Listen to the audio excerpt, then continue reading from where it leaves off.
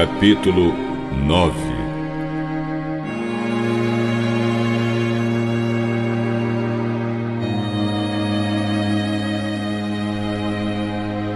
E Jesus terminou dizendo: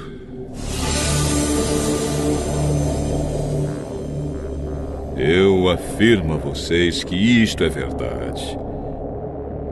Estão aqui algumas pessoas que não morrerão antes de verem o reino de Deus chegar com poder.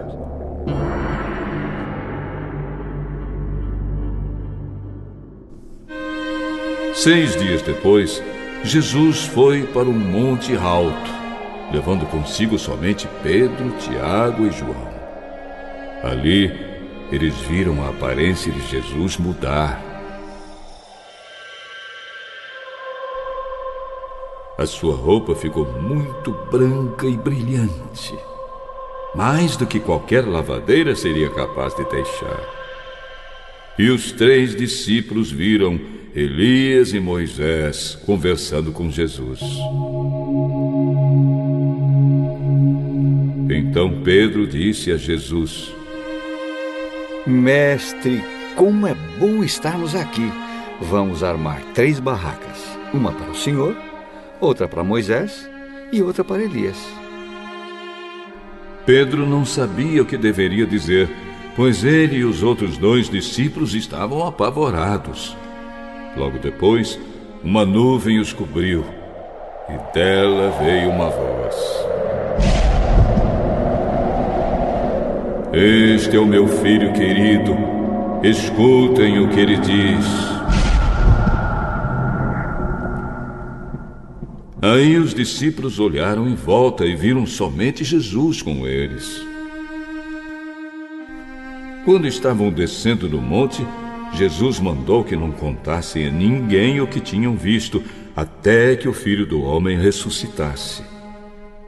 Eles obedeceram à ordem, mas discutiram entre si sobre o que queria dizer essa ressurreição. Então perguntaram a Jesus: Por que os mestres da lei dizem que Elias deve vir primeiro? É verdade que Elias vem primeiro para preparar tudo. Mas por que é que as Escrituras Sagradas afirmam que o Filho do Homem vai sofrer muito e ser rejeitado? Eu afirmo a vocês que Elias já veio e o maltrataram como quiseram, conforme as Escrituras dizem a respeito dele.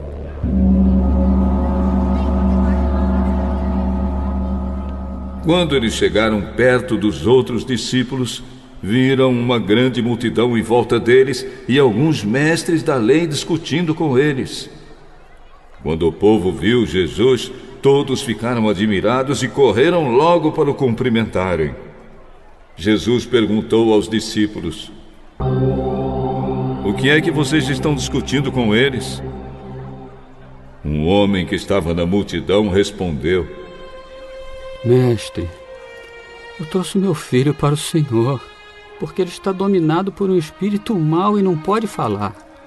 Sempre que o espírito ataca o meu filho, jogam no chão e ele começa a espumar e a ranger os dentes, e ele está ficando cada vez mais fraco.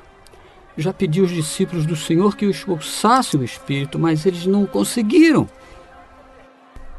Jesus disse: Gente sem fé, até quando ficarei com vocês? Até quando terei de aguentá-los?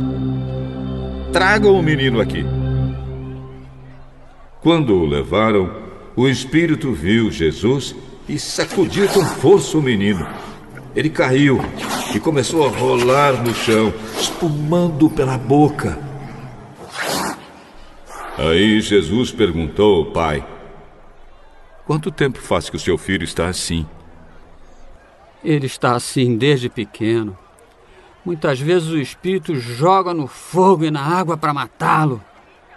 Mas se o Senhor pode, então nos ajude. Tenha pena de nós.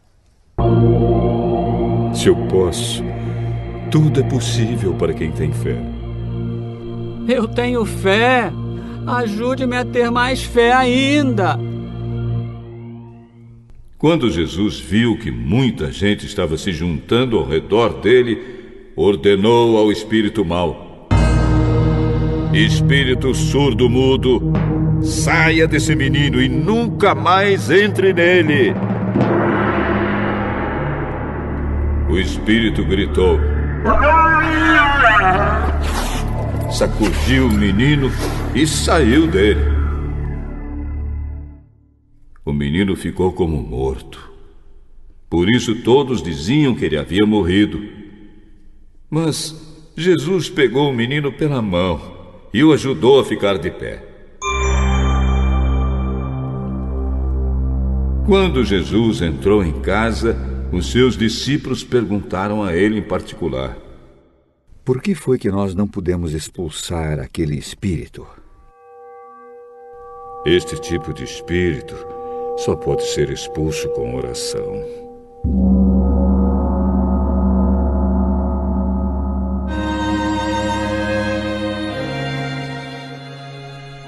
Jesus e os discípulos saíram daquele lugar e continuaram atravessando a Galileia.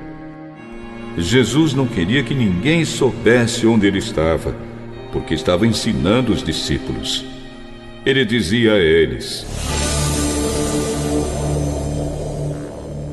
o Filho do Homem será entregue nas mãos dos homens, e eles vão matá-lo, mas 3 dias depois ele ressuscitará.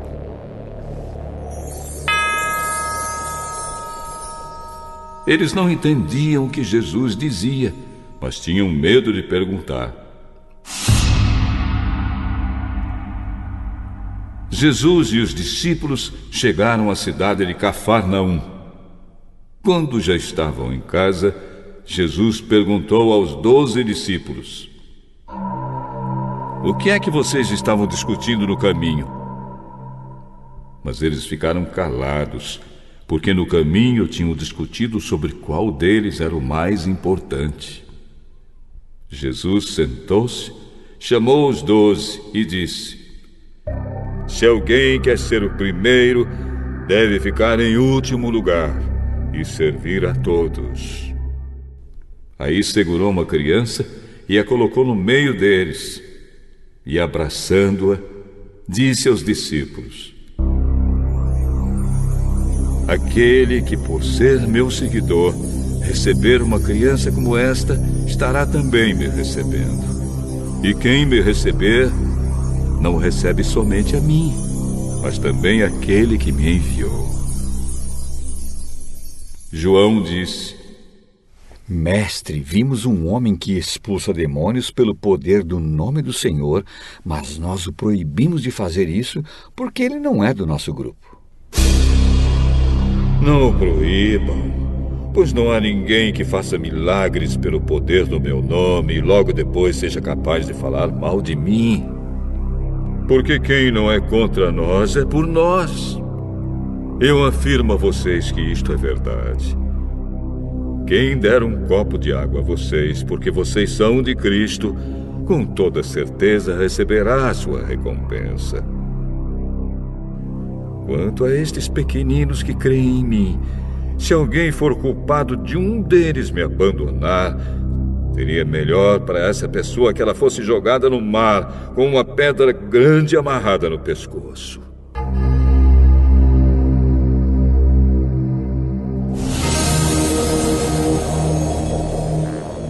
Se uma das suas mãos faz com que você peque, corte-a fora.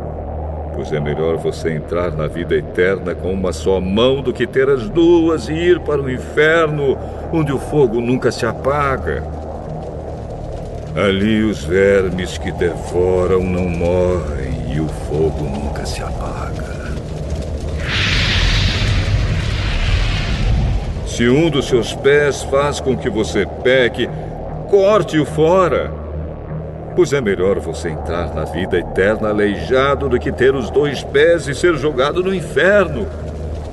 Ali os vermes que devoram não morrem e o fogo nunca se apaga. Se um dos seus olhos faz com que você peque, arranque-o. Pois é melhor você entrar no reino de Deus com um olho só do que ter os 2 e ser jogado no inferno. Ali os vermes que devoram não morrem e o fogo nunca se apaga. Pois todas as pessoas serão purificadas pelo fogo, assim como os sacrifícios são purificados pelo sal.